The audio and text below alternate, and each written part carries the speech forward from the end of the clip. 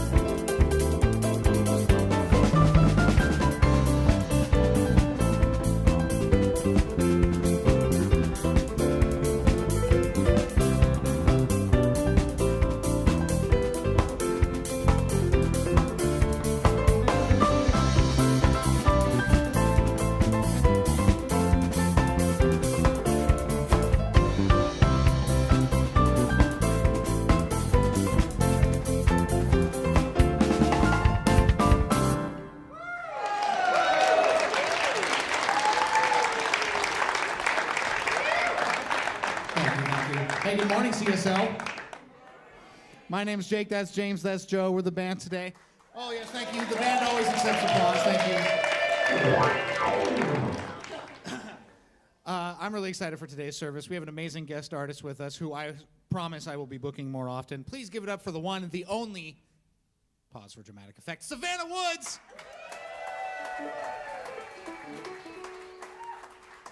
She's going to lead us in an opening sing-along that we hope you sing along to.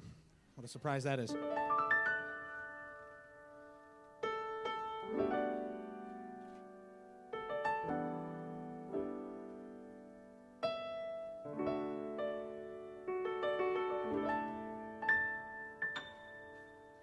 May I be filled with loving kindness.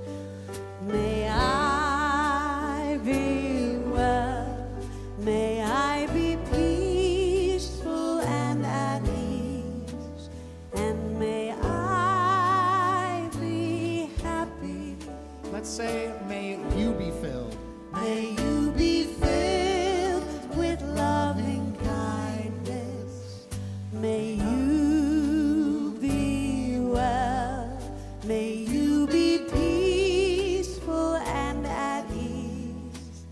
And may you be happy.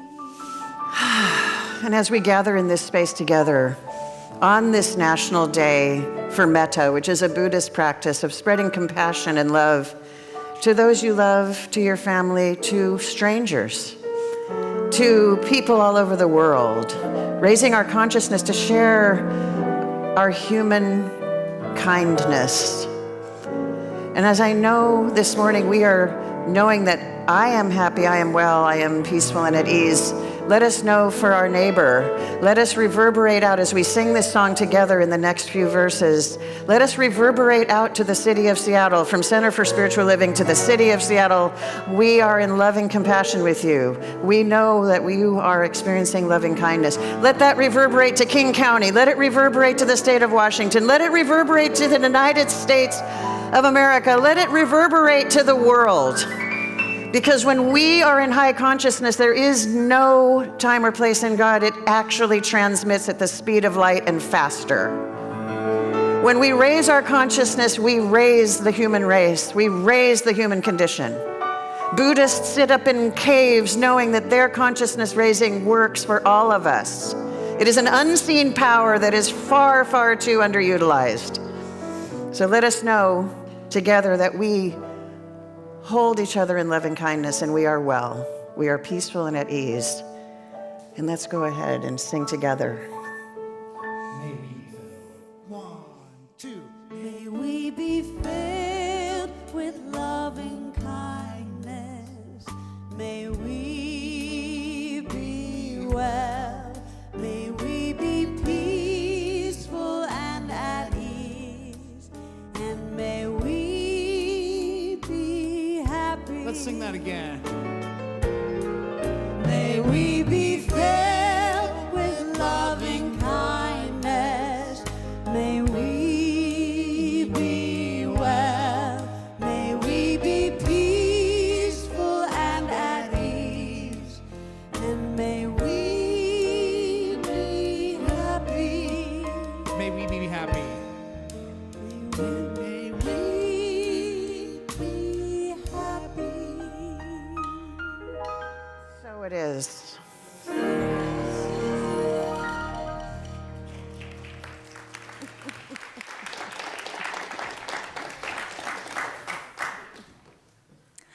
Hello, everyone. My name's Cynthia, and my pronouns are she and her, and I'm so happy and honored to welcome you here to Center for Spiritual Living, Seattle. We are a spiritual, not religious community, and we are dedicated to inspiring connection with a presence, a power that's greater than yourselves. And so we say spiritual, not religious, because we have little or no dogma. We are really taking simple, age-old ideas and applying it through new thought or science of mind to take and teach and practice and have better life. And so if that sounds good to you, you're in the right place. So thank you for being here. Yeah. And we also are a hybrid community. You see the cameras here, and that we have about 2/3 of our people attending on Sundays online. So we give a warm welcome to those of you online. Thank you so much for being here. You're so welcome here. And if you are local or if you're taking a trip to Seattle, pretty nice place to come and visit, please come to our center. And if you feel comfortable, introduce yourself and let us know who you are. And online, you can also let people know who you are by just typing in your name and saying where you're from. And just know that you are a big part of our community, and we see you, and we're grateful that you're here. So that's how you can tell us who you are. And if you want to find out more about us, we have connection cards for those of you here in person that are in the seat back pockets. And one of them is a welcome card that tells you all about Center for Spiritual Living. And so if you're new in particular, feel free to take these cards to help learn what Center for Spiritual Living is all about. Also in those cards are prayer request cards. So if there's something on your heart that you would like prayer support for, please fill that out. You can put it in the back box that's in the back corner where we have a practitioner there to pray with you.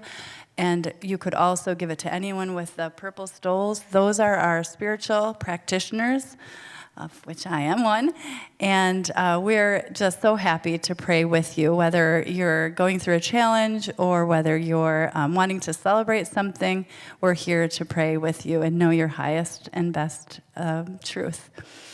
So if you're online and you want to connect, there is our website and our mobile app. You can go to the Keep in Touch section, and you can give us your name and email, and we're happy to give you updates and share spiritual wisdom with you. And we're also on the different social medias, and so if you're checking in through Facebook or YouTube or any of the other social medias where you find us, please like us if you like our message. You can comment there. It increases our visibility, and it helps us spread this message throughout a world that, I don't know about you, but I think really could use that message today. So thank you again for being here, and I'll invite Savannah back up for a beautiful song that reminds us who we are and maybe who we're not. Yeah.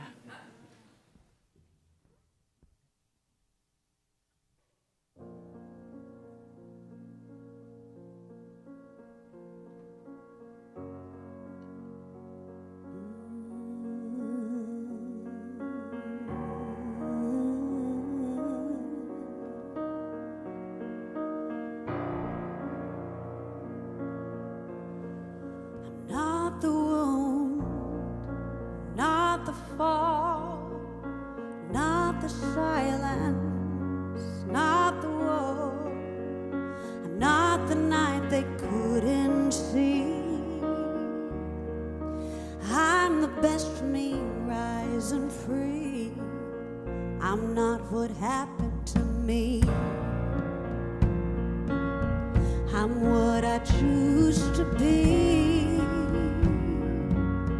Each step I take, I shift, I rise. The past dissolves before my eyes. I'm not what happened to me. I'm what I choose to be. Each step I take, I shift, I rise. The past dissolves before my eyes. I'm not the moment, not the mark. I am more than what went dark. I hold the sun behind my skin. I plant the truth and grow within. I'm not what happened to me. I'm what I choose to be. Each step I take, I shift, I rise. The story and the soul flies.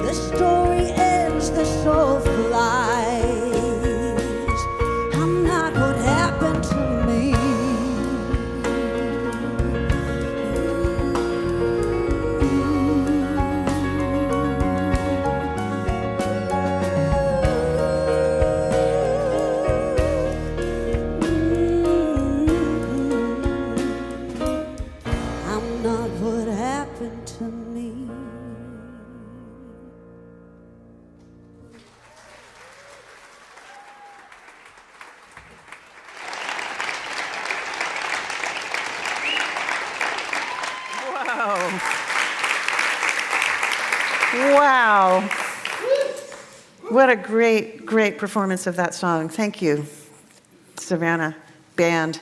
I'm Andrea Weatherhead. I'm a minister at Center for Spiritual Living, Seattle. And my pronouns, that's a new one. Well, people in the know say pronouns. Pronouns are she and her. So today is a very auspicious day because we're super close to equinox, which is having a major effect. Aren't you seeing transformation all around you in the world? It's a great time of year for this teaching because we're about transformation. And today was also National Metta Day, which we talked about when we did the song. And we also have Passion Sunday, which is today, which is the beginning of the last final phase of Lent, because I know a lot of you quit your bad habits through Lent. Yeah? But we do a metaphysical interpretation of that story, talking about the journey of the soul through transformation. So today is that day. I mean, wow, what a day to be here. Thank you for being here.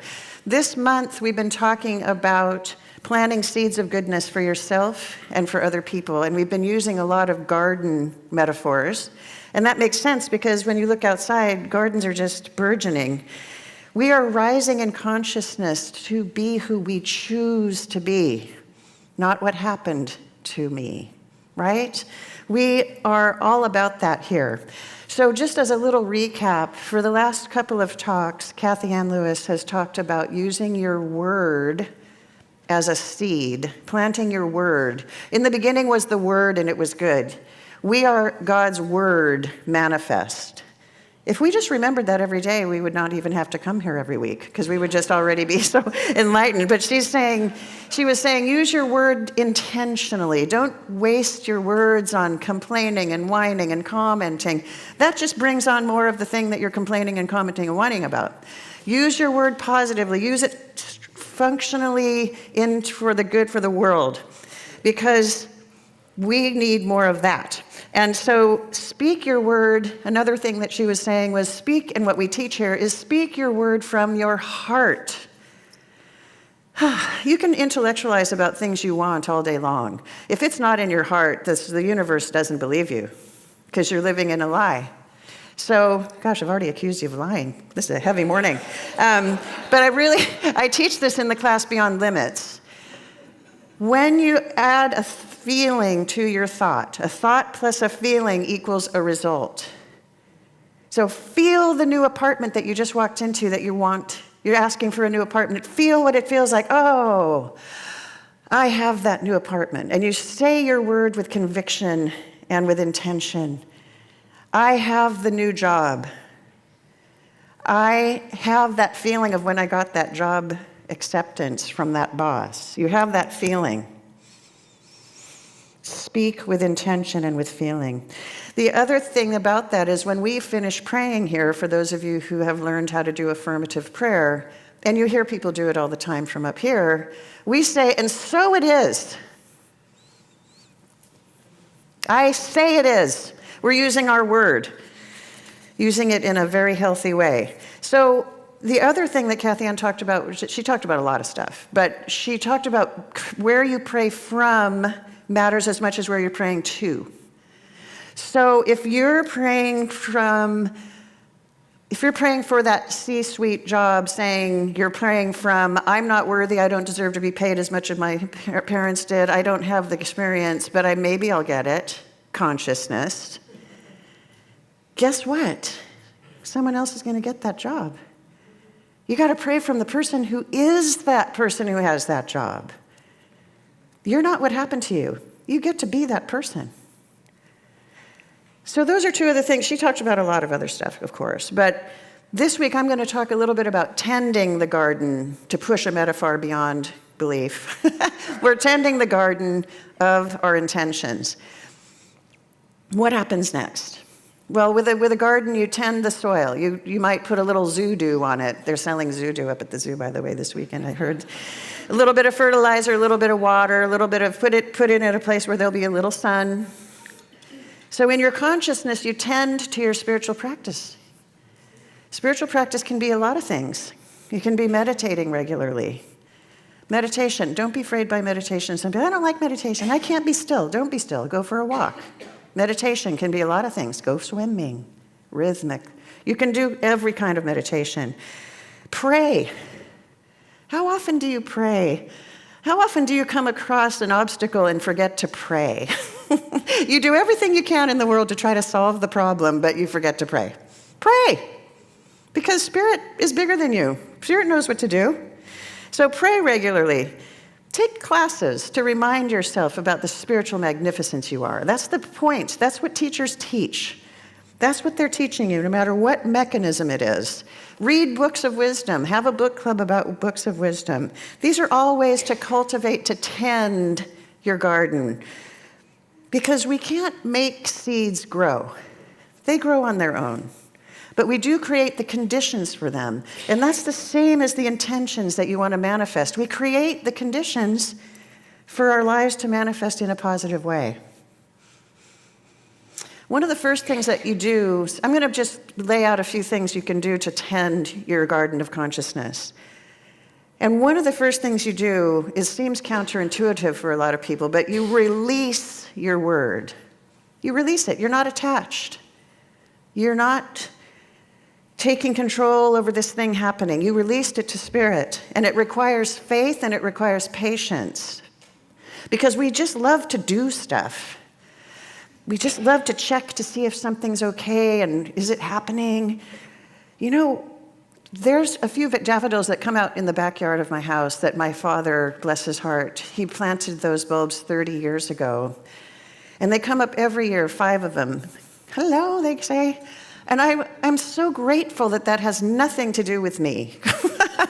Because if I had to be in charge of those things happening, I don't know that they would survive. Because tending to our intention is less about forcing results as much as it is about staying present and being willing to let life does what life does. Can you imagine if we checked on a daffodil bulb in January and dug it up and said, "Are you going to sprout in March?" as we pick it up out of its home and suffocate it? That's not going to work. So constantly checking on your progress of your intention kind of means that you're doubting. And the universe doesn't really prosper in doubt. When you doubt, so does Spirit. So let Spirit handle the details. This is kind of challenging, as I said. People really want to be in charge and do stuff. But we do let go of things without thinking about it quite often. And if you think about it, we let go of material things. We let go of material things. We go and we write a letter to a friend in New York. This is old style, not email, but a real letter. And then we go put it in the post box, or in our mailbox. And we don't sit there looking out the window to see if the postman comes. And then when the postman comes, we don't jump in our car and follow the little postmobile down to the post office and then peer over the loading dock to see if he sorted it into the right bin. Is it going to get to New York? No, we just put it in the box and we let it go. Can we do that with our intentions? Can you not be attached and let them go? Turn it over to infinite intelligence. It's way smarter than you. And according to Ernest Holmes, he said, if a person continues to dwell on their request after praying, it implies a belief that the prayer wasn't sufficient or that the outcome isn't certain. Letting go is a way of releasing all doubt. And then you claim the truth of your desire. And as I said earlier, we say, and so it is. Isn't that a powerful statement? We should say that almost all the time about everything, because we're claiming. We don't have to say anything after that. So there's a few laws of the universe that work in our favor that I want to just review with you, because it's part of tending your garden. And just like there's the law of gravity, there are laws of consciousness that just exist whether you know you're using them or not. Sometimes we don't use them to our advantage. It's best to not defy gravity, for instance. That's a law of physics. It's better and safer if you respect gravity. So there's a few laws that I want to go over for you today that help you tend to your garden. There's one called the law of attraction. Kathy Ann talked about that last week. She said that you need to be the person that would have the thing you want. Now, you attract everything that's present in your consciousness, whether you know or not. So when you want to have that loving partner, be a love in the world. If you want a clever, delightful friend, be clever and delightful. If you want that C-suite job, C-suite, that was a word I didn't know before, but it's, cool to know that. It's a high-end corporate, chief of something job. If you want that, be that chief of something. Navigate the world the way that is. Adopt that consciousness, because you can attract to you that thing that person would have. Be the harmony that the world needs now, that you might need now. How do you do that? Well, Kathy Ann talked a little bit about how you adopt that consciousness. In fact, wait a second, didn't she assign a homework assignment to this service? She said, I don't know if it was first or second service, but I'll know if you're lying. She said, figure out someone of high consciousness who you would like to emulate, and someone who's close to spirit, and then live this week through their consciousness. Be light when you show up for work. Be love when you show up for work. Did anybody do that? A+. Awesome. Because I was going to say, for those of you who didn't do it, it's a really good thing she's not here today.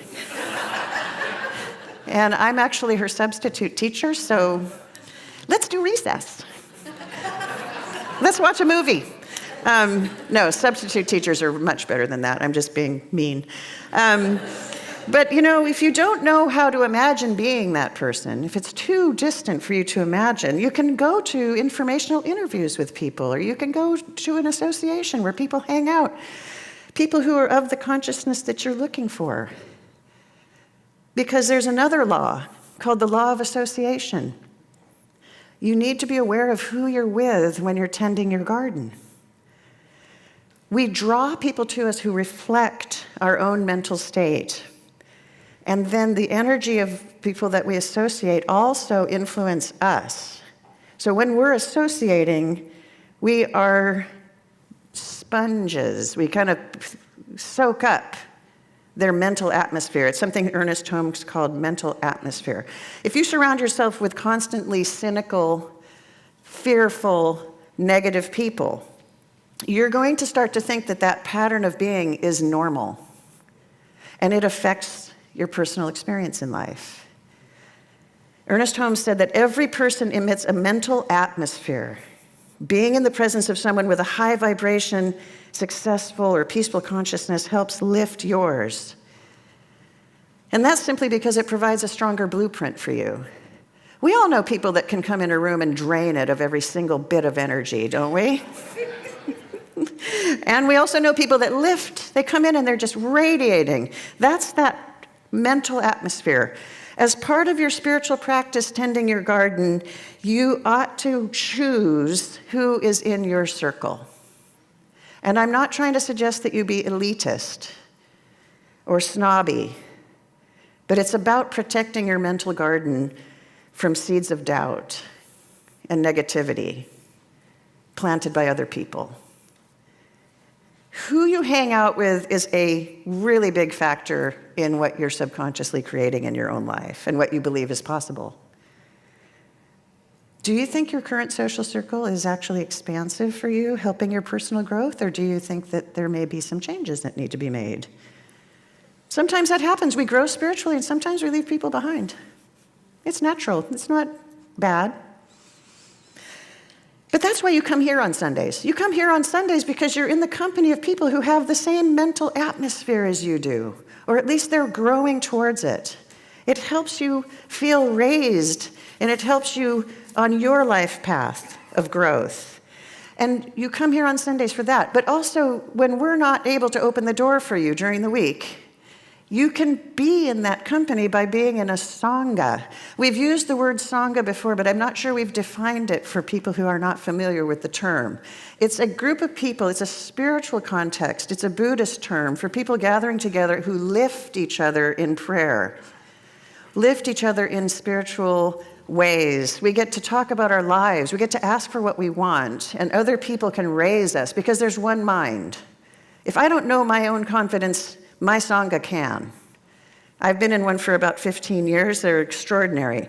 You can join one. You can be part of it once a month, part of it once a week. You can join online. You can do it through email. You can do it in person. It's a very, very strong thing for you to tend your garden, to have a Sangha, and it's spelled S-A-N-G-H-A. It's a Buddhist term, as I said.